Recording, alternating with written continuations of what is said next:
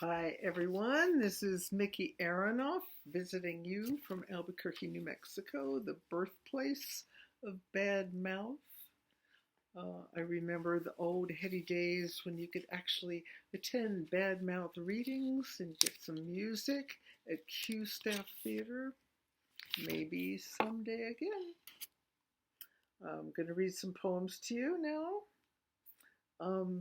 I have written some positive poems about aging, but this is not one of them. This is just Out in Rogue Agent this month. The Big Slow. This is not the tiny bone safe I emerged in, wrenched from wet into light, all scream and resist. 11 7-year itches, cells in grinding, recycle bones already in rot. I leaf through a grimace of photos, trace a tidy bell curve, chime to peal to knell. My fingertips drag through the fat of old feasts. It tastes of function and scuffle, conjures old couplings.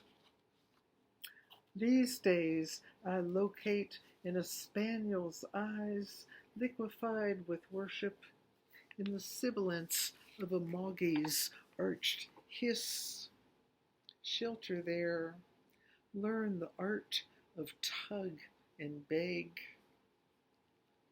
Like a slowing down top, wobbling over its center, I spin to repair over and again.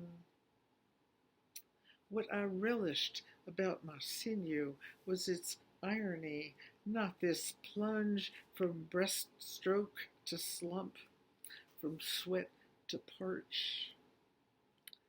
Days I tiptoe so as not to offend. Nights I stay up late, contemplate hemlock's potential. A happier poem published in Bosque. I love the internet because you find out all about dream interpretation, and who knows? Who knew? If you dream about radishes, it means something. So, this poem, Radish Dreams. Last night I dreamed a garden of cherry bells in bunny tails of swollen taproots. Raffinine-laden, rat-tailed, wish-fulfilling radishes. Wake you from your dreams, radishes. Braised and raw, glazed and pickled radishes. I don't like radishes. Carved into roses and accordions, radishes. When I awoke, kind friends in a prosperous business stretched out at my feet. The night before, a dream of feasting on white icicle slaw, spicy shavings in a lemony sauce.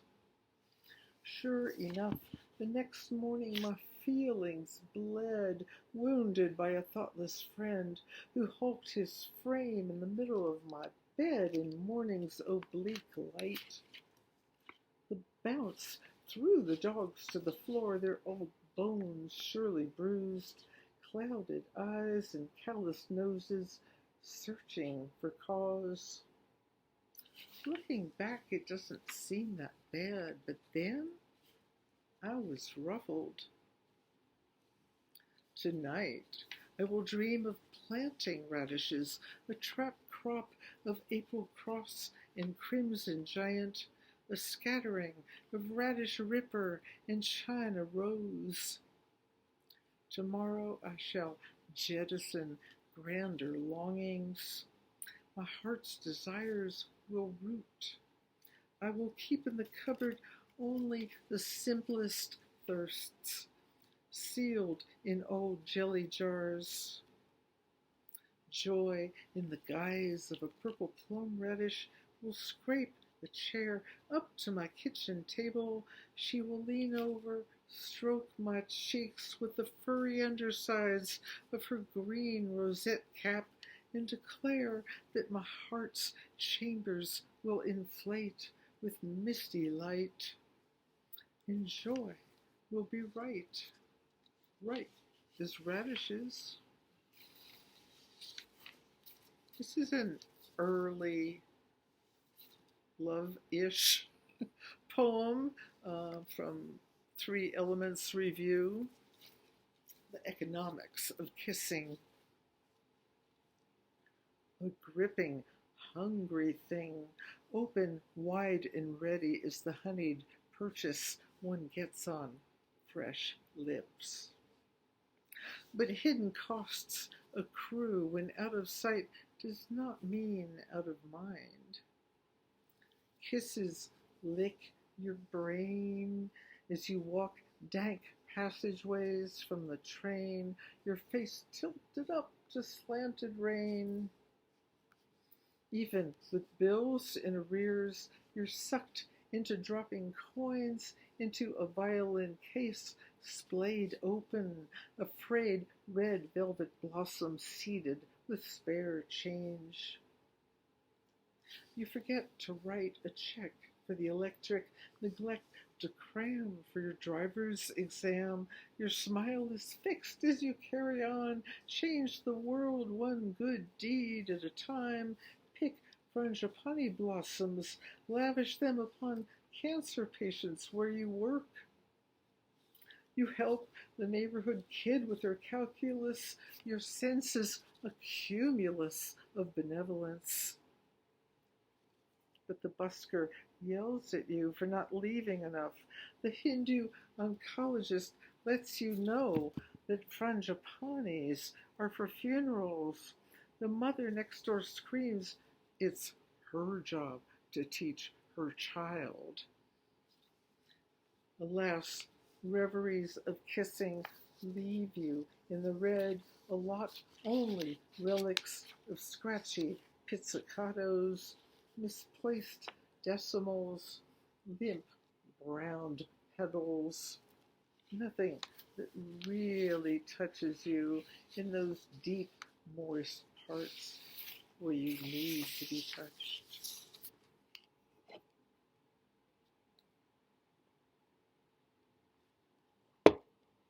Because my family wouldn't talk about their history, I invent them with poems.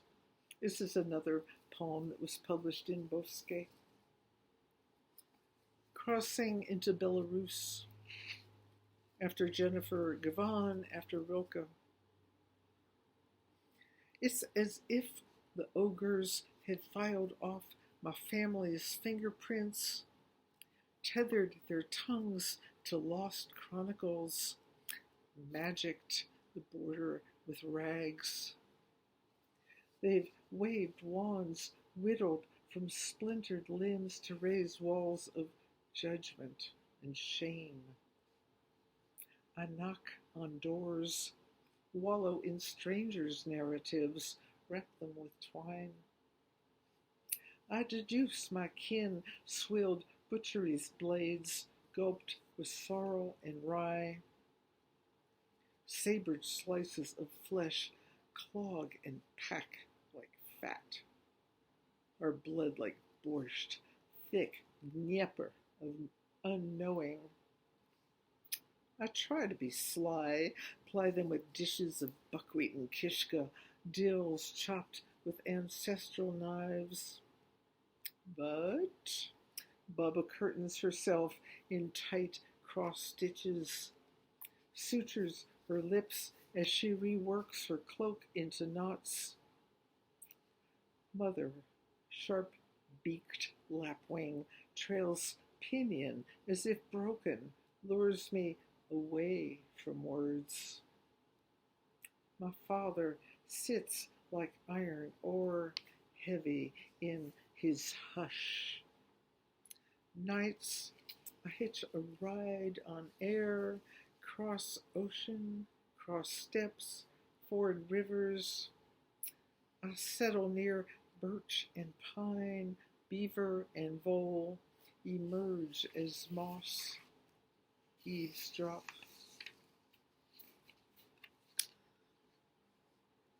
This is a poem I published in Sir Vision. It's a poem about scrying or reading objects for mystical meaning and divination. It's called The Dose Makes the Poison, or Sola Dosis Facit Venenum, if you want to be posh. I boil water in my forest, rose thorns, moonstone, chanterelles swollen with intention. The toxicologist is expected for tea. I scatter corn on the ground, release the cock from his tether. He pecks out words I kick away. I pull a mirror from my sleeve, bead my breath, fog my own reflection. A tall silhouette advances in silvered glass. I hand him his drink. We drain our cups quickly. I cast him to the ground, his wide eyes, certain, blaze back a promise of equal proportions. More to touch first, to taste. His signet ring, 3 knuckles tall, the ring his thumb and forefinger make to encircle a stand of birch. His buckle river wide, waves of black hair ribbon onto grass, soft leather on his feet. Snakes slither up, flick his ear, his mount to the side whinnies. Smell of orange confounds the breeze. He grins at me. My face foams like flies' eyes in his spittle. My mouth, the night froth on his tongue. We stay close to the cottage, then in. Later, the horse, nearer. A brace of hounds like statues faces the door. His wife, teeth fracturing, their boy child glistening with anger. Where is my father? My last poem is a short poem, and I love to say that it was published in Rat's Ass Review. Tickles me. It's called I Dress Up for the Circus.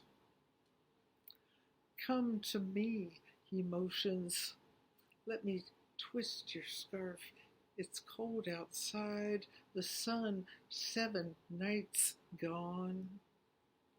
Purrs my husband, tucking in my tails, turns my body round 3 times, clucks as he takes my hand, leads me out to our tiny car, later in the tent, touching. It's been lovely visiting with you, and I hope that you get to go through all the wonderful poets who are reading for Badmouth. It's really a great series. Thank you, Rebecca Aronson, for inviting me here.